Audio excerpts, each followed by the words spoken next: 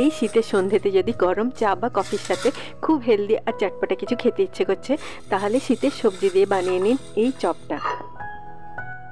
Hello friends, আমি সুমি রান্নাঘরে আপনাদের সবাইকে স্বাগত জানাচ্ছি।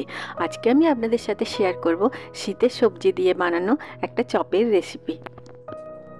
এই চপটা বানানোর জন্য এখানে আমি নিয়ে নিয়েছি 1 টিস্পুন গ্রেট করা আদা আর 1 আর হাফ টিস্পুন এরকম ছোট ছোট করে কাটা রসুন, আর নিয়ে নিয়েছি এরকম ছোট ছোট করে কাটা একটা ছোট্ট পিস বাঁধাকপি আর কিছুগুলো ধনেপাতা।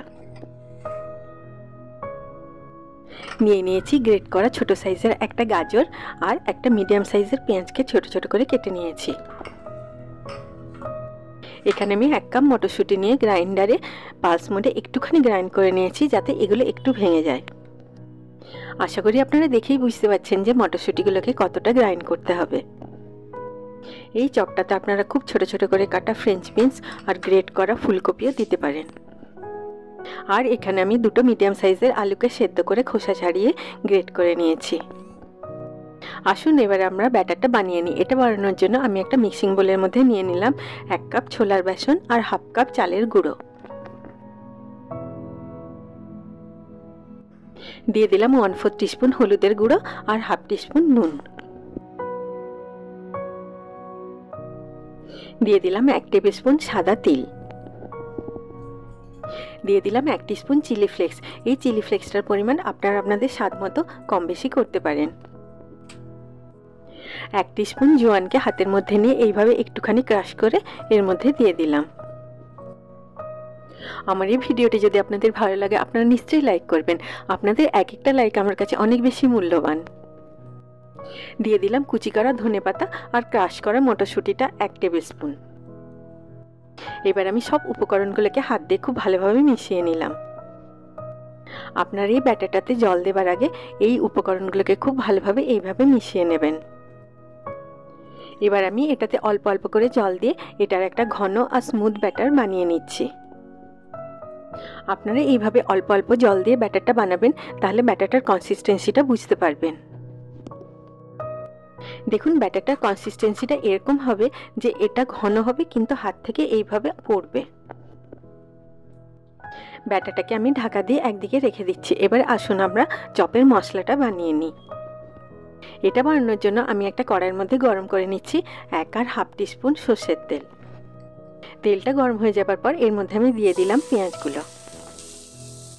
এবার আমি পেঁয়াজগুলোকে মিডিয়াম ফ্লেমে এমনভাবে ভেজে নিচ্ছি যেন এগুলো সাদা বা ট্রান্সলুসেন্টই থাকে। দেখুন পেঁয়াজগুলো ভাজা হয়ে গেছে। এবারে আমি এর মধ্যে দিয়ে দিলাম কেটে রাখা রসুন আর গ্রেট করা আদাটা। এবারে এগুলোকেও আমি লো টু মিডিয়াম ফ্লেমে কাঁচা গন্ধটা চলে যাওয়া পর্যন্ত ভেজে নিচ্ছি। এবার আমি এর মধ্যে দিয়ে দিচ্ছি হাফ টিস্পুন হলুদ আর স্বাদ মতো নুন। নুনটা আপনারা একটুখানি দেখে দেবেন, কারণ আমরা ব্যাটারটা বানানোর সময়তেও নুন দিয়েছিলাম। একটুখানি নাড়াচাড়া করে নিয়ে এর মধ্যে আমি দিয়ে দিলাম হাফ টিস্পুন ধনে গুঁড়ো আর হাফ টিস্পুন জিরে গুঁড়ো।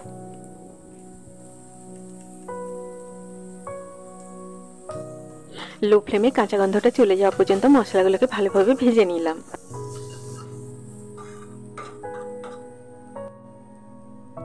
এখন আমি সব সবজিগুলোকে আর ক্রাশ করা মটরশুঁটিটা 2 টেবিল স্পুন এর মধ্যে দিয়ে দিলাম। আপনারা আমার চ্যানেলটিকে সাবস্ক্রাইব করতে ভুলবেন না, আর পাশে থাকা বেল আইকনটি নিশ্চয়ই প্রেস করে দেবেন, তাহলে আমি যখনই নতুন কোনো ভিডিও আপলোড করব তার নোটিফিকেশন ঠিক আপনার কাছে পৌঁছে যাবে। দিয়ে দিলাম কিছুটা কুচি করে রাখা ধনেপাতা। এবার আমি মিডিয়াম ফ্লেমে সবজিগুলোকে কয়েক সেকেন্ড ভেজে নিলাম। এই সবজিগুলোকে আপনারা খুব বেশি ভাজবেন না, মিডিয়াম ফ্লেমে কয়েক সেকেন্ডই ভেজে নেবেন, তাহলে চপগুলো থেকে খুব সুন্দর একটা ক্রাঞ্চি টেস্ট আসবে। দিয়ে দিলাম 1 টিস্পুন চিলি ফ্লেক্স আর দিয়ে দিলাম 1 টিস্পুন আমচুর পাউডার। সব উপকরণগুলোকে খুব ভালোভাবে মিশিয়ে নিয়ে এর মধ্যে আমি দিয়ে দিলাম গ্রেট করে রাখা সেদ্ধ আলুটা। আলুগুলোকেও আমি লো ফ্লেমে মশলা আর সবজিগুলোর সাথে খুব ভালোভাবে মিশিয়ে নিলাম। এখন তো বাজারে অনেক রকমের সবজি পাওয়া যাচ্ছে, তাই আপনারা সেই সব সবজিতে এই চপটা একবার বানিয়ে দেখুন, এটা খেতে খুব সুন্দর হয়। দেখুন চপের মশলাটা তৈরি হয়ে গেল। এবার এটাকে আমি একটা প্লেটের মধ্যে ঢেলে নিয়ে ঠান্ডা করে নিচ্ছি। এখন আমি তৈরি করা ব্যাটারটার মধ্যে দিয়ে দিলাম হাফ টিস্পুন বেকিং পাউডার আর দুটো ছোট ছোট করে কাটা কাঁচা লঙ্কা। আপনারা কাঁচা লঙ্কাটাকে স্কিপও করতে পারেন। সব উপকরণগুলোকে আরেকবার আমি ভালোভাবে মিশিয়ে নিলাম। ব্যাটারটাতে আপনারা বেকিং পাউডার চপটা ঠিক ভাজার আগেটাতেই দেবেন, তাহলে চপগুলো খুব মুচমুচে হবে আর ফুলবে। এবার আমি একটা পাতিলেবু সাইজের চপের মশলা হাতের মধ্যে নিয়ে একটু প্রেসার দিয়ে এরকম একটা গোল বলের মতো করে নিচ্ছি। আপনারা এই চপগুলো সাইজ আপনাদের ইচ্ছে মতো ছোট বড় করতে পারেন। এই একইভাবে আমি সব চপগুলোকে বানিয়ে নিলাম।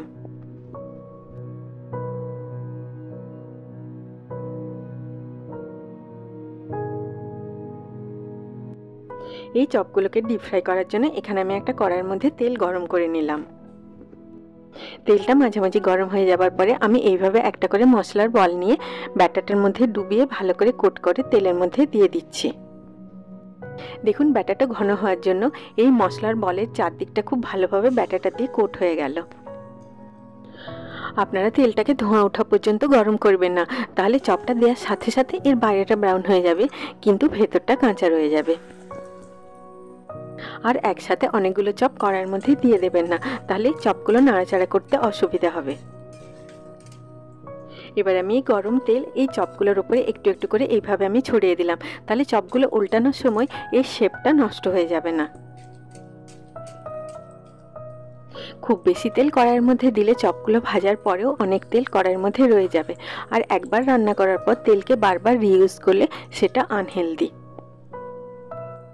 এখন আমি মিডিয়াম ফ্লেমে চপগুলোতে খুব সুন্দর একটা গোল্ডেন ব্রাউন কালার আসা পর্যন্ত উল্টে পাল্টে ভালো করে ভেজে নিচ্ছি।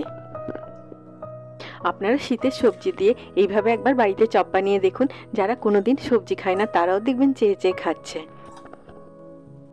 দেখুন চপগুলো খুব সুন্দরভাবে ভাজা হয়ে গেছে। এবারে এগুলোকে আমি তেল থেকে তুলে এক্সট্রা তেলটা ঝরিয়ে নিয়ে একটা প্লেটের উপরে রাখা পেপার টাওয়েলের উপরে রেখে নিচ্ছি। এই একইভাবে আমি সব চপগুলোকে ভেজে নিলাম। আমার এই ভিডিওটি যদি আপনাদের ভালো লাগে আপনারা নিশ্চয়ই আমার চ্যানেলটিকে সাবস্ক্রাইব, লাইক আর শেয়ার করবেন। সবাই খুব ভালো থাকবেন। আবার আপনাদের সাথে আমার দেখা হবে আমার নেক্সট ভিডিওতে। Take care.